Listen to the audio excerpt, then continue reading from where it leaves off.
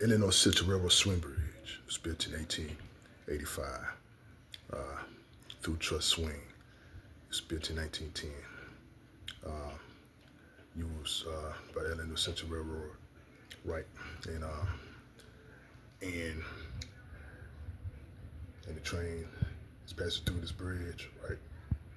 And it crosses the Wabash River, located in Riverton, Indiana.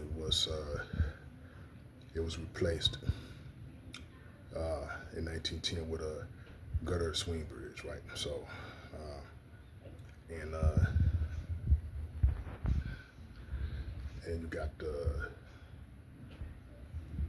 truss approach span, pony truss approach span on the right, and this is a rim bearing swing bridge, right? So, and see, and it's no longer there, but it was replaced with a girder swing bridge. So it crosses the Wabash River in Riverton, Indiana.